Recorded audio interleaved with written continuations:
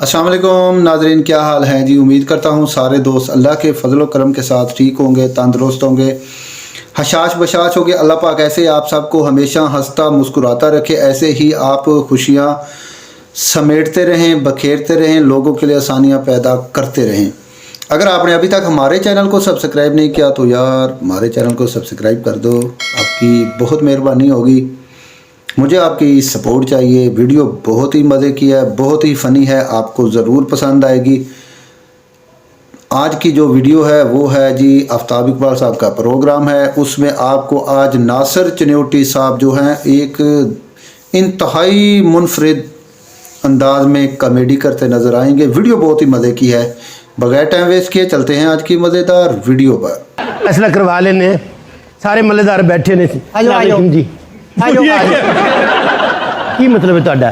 तुम बोल किस तरह फैसला कराना है सारे को। माशाल्लाह सारे इत्थे भी ढेर लगा है इत्थे।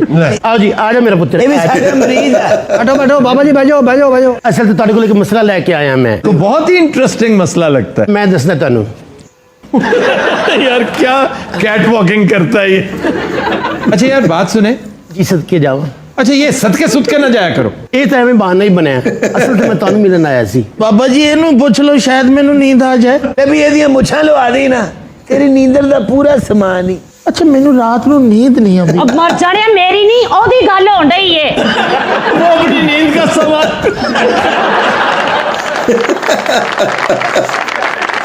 कमाल है यार। जो है इसका मसला क्या है? ये जो बैठा है, ये उस बच्ची दे वाल कटन लगा सी। और तुम थे चीचा वतनी से। इससे फिर मोहल्ले वालों ने जूते मारे, पुलिस पकड़ के ले गई। अच्छा, इन्हू पुलिस ने नहीं मारा, मैं जुतियां मारी इन्हू। तुमने ज्यादा ज्यादा क्या मारी होगी? की मतलब तुहाडा? गल सुने, इस गल दा की मतलब है? ओदे इत्थे तवीत लैण आया, तू टाइम लैण आया इत्थे। और तुमने ये हरकत की क्यों? मेरे जो सर चिल्ला कट्टण वास्ते गुप्त चाहिए सी। ते दसिया इस बाबे मनूस ने। चिल्ला इसे तरह कटिया जांदा बीबी। ओ बाबा जी ये तो रौला हो रहा, नींद नहीं आती। तो नाल सोच कादी टेंशन है। आफ्ताब साहब, मैं तुहाडे कोलों कुछ नहीं मांगदी, मैनूं इंसाफ दवा दिओ। मैं तुम्हें मशवरा दूं, इंसाफ मत मांगो, तलाक मांगो। माशाअल्लाह, अल्लाह तेरियां खैरां करे। अल्लाह तेरा अमरीका फेल हो, तेरे कॉलेज उजड़ जान। अच्छा जी, आजकल शहद खा रहे हो? ओ भाई तू की फोला फाली कर रहे हैं साडे एंकर दी। वो अपना नवा घर वसाउण लिया फड़े मुक तेरा। अच्छा, तुम पता सी पीर नहीं कुटिया सी? इस पीर को जी। बहुत अच्छा किया। पीर महल में एक पीर था जो 3 साल रुपए पैसे ऐंठता रहा, तो फिर मुरीदों ने पकड़ के खूब धुलाई की उसकी। और पता है पीर महल किसका शहर है? चौधरी सरवर दा। गवर्नर पंजाब। ओहो, जुतियां किथों लेंदे हो? एनू ठुड्डे मारो, ओनू पता लगे किथों लेंदे। शक्ल इहदी पटवारियां वर्गी है। पटवारी ऐसे होते हैं और ये तो बड़े दबंग होते हैं। ये नच के जमीन नापदा। अपना बाबा जी तानू मारे ने तैनू। ओए ओ बाबा बैठे तेरे कोल, मैं खावांदा इहदा। तौबा तौबा, इसके पैर देखो किस कदर बेहुदा है। तेरे भी हो जाएंगे कुछ 40 साल ठहर जा। सारे शौक पूरे हो जाएंगे। बाबा जी हुण कोई हल नहीं, मैं जावां।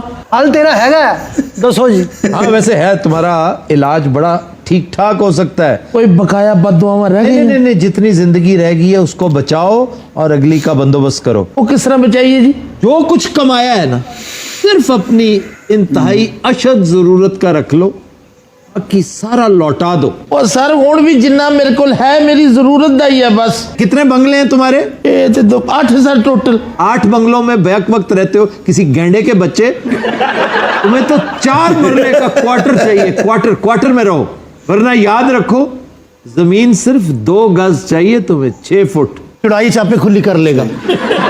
कि बाबा जी ऐसे ही कर दिओ मैनूं। ਇਹ ਨਹੀਂ ਸਹੀ ਹੋ ਸਕਦਾ, ਆਪਣੇ ਵਰਗਾ ਹੀ ਕਰ ਦਿਓ।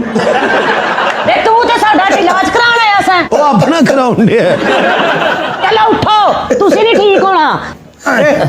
इधर नु ए जुत्ती पई। ਅਸਾ ਚੜਾਉਣ ਨਹੀਂ ਮੈਨੂੰ। ऐसे इस जैसे बुढ़े हैं ना, शादी करने का उन्हें चाह चढ़ता है और थोड़ी देर में साह चढ़ता है। हैरान ने मेले च जलेबियां खाने वाले लोग सैंडविचेस खान लग। और जलेबी अब भी बड़ी शानदार चीज है। ओकाड़ा की जलेबी आज भी मैं समझता हूँ ये तुम्हारी ग्राटोस बहुत शानदार जलेबी है, लेकिन इसकी हम पल्ला बल्कि 1 इंच ज्यादा ही होगी। हाय हाय ठहर जाओ, काड़े दी जलेबी दा पुछ ते लैन दिओ। अच्छा, इन्हें इस तरह ही मार देना। ओ काड़े दी जलेबी दा दसो जी तुसी। तू जिन्नी मर्जी जलेबियां खुआ, कुछ नहीं होना। बहुत शानदार जामिया मोहम्मदिया चौक ओकाड़ा में क्या बात है? क्या बात? मैं बड़ी दफा उसका तस्करा कर चुका हूं। क्रिस्पी, बारीक, नहायत शानदार जलेबी। पता नहीं अब उस लेवल की है या नहीं, लेकिन कम से कम 10-15 साल पहले तो बड़ी लाजवाब। चल टूर पे खलो ही जाने हर थां ते। मच्छी ना कोई फर्क पैंदा है? वालेकुम जी। ये बैठो। बैठो। तो इसका भी कोई मसला है?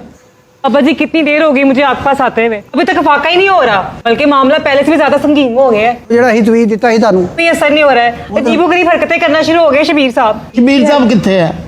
ये बैठे हैं। मैं शब्बीर हूँ भाई, मेरा नाम शब्बीर है। ਇਹ ਸ਼ਬੀਰ ਇਹ ਉਹੀ ਹੈ ਜਿਹਦੇ ਬਾਰੇ ਕਹਿੰਦੇ ਨਹੀਂ ਸ਼ਬੀਰ तो देखेगी। ये चोरी करने की आदत पड़ गई इनको। ਇਹਦਾ ਕੋਈ ਮਸਲਾ ਨਹੀਂ ਹੈ ਤੇ ਪਾਕਿस्तान 'ਚ ਹਰ ਬੰਦੇ ਦਾ ਮਸਲਾ ਹੈ सर क्लिप्टोमेनिया हो गया है मुझे खुद समझ नहीं आती कि मैं क्या कर रहा हूँ। ਇਹ ਜਿਹੜੀਆਂ ਚੀਜ਼ਾਂ ਚੋਰੀ करी दी हैं। हाँ जी, बस जब पकड़े जाओ तो क्लेप्टोमेनिया है, वरना चोरी है। नींद आती है नींद आती है मुझे अल्हम्दुलिल्लाह, मैं बहुत आराम से सोता हूँ। तो क्लिप्टोमीनिया केड़े ले करदा? देखो जी साढ़े को क्लेप्टोमेनिया का कोई इलाज नहीं। जी नाज़रीन, उम्मीद करते हैं आप वीडियो आपको बहुत पसंद आई होगी। अगर वीडियो पसंद आई है तो अपनी राय लाजमी दीजिएगा। अपना रखिएगा बहुत सारा ख्याल। मुझे दीजिए इजाज़त। एक नई वीडियो एक नए टॉपिक के साथ आपकी खिदमत में हाजिर होऊंगा। अल्लाह हाफिज़।